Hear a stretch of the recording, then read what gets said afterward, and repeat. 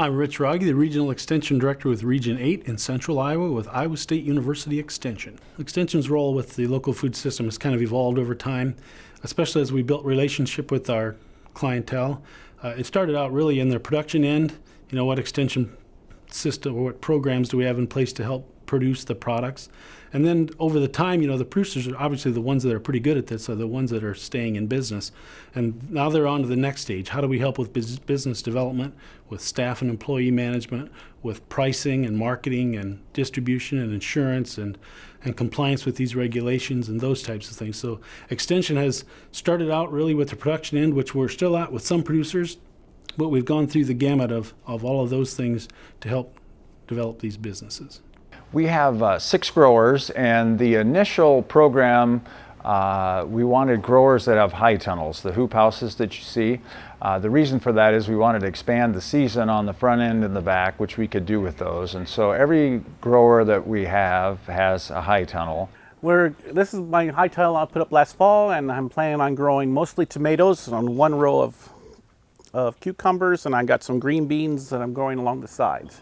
Right now, this is the first year of it, so it's kind of a trial and error stage. And the way the process works is we would get an idea of usage from the end consumer, the customer, and then we would go back to the various growers and tell them what we were looking for and to get them to plant that, obviously, so that they would have it at that point in the season when we needed it.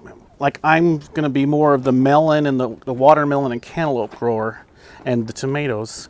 And then, like, Reinhardt's are going to be more of the green bean supplier, and the Swansons, they're going to be supplying the onions and other things like.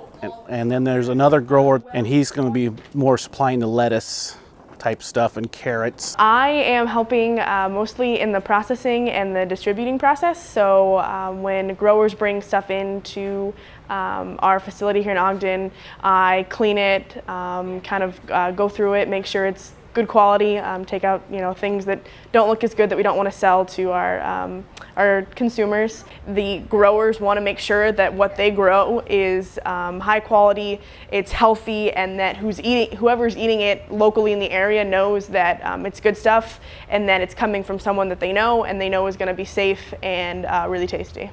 And the products they're bringing, it's about anything that you grow locally, but the focus is generally on tomatoes, cherry tomatoes, sweet corn, cucumbers, green peppers, those kind of basic things. We also do some other items that we tie into our produce market, eggplant and green beans and a few other things. The idea was to increase the usage and the production for local growers in the area, and we found that there's about 200,000 meals served a summer at the youth camps just in the Scenic Valley along the Des Moines River, and so that's kind of where the idea came from. Really, people are interested in local foods for multiple reasons. A lot of it's economic development reasons. If we can produce our food locally, transport it less miles, employ some people either at a part-time basis to develop jobs and promote economic development locally. We also have people that would like to know where their food comes from, know your food, know your farmer kind of a thing. We have environmental issues where folks want a smaller footprint and they want their food to be produced locally. We have the health benefits, or the perceived health benefits of local food being more nutritious and more tasteful.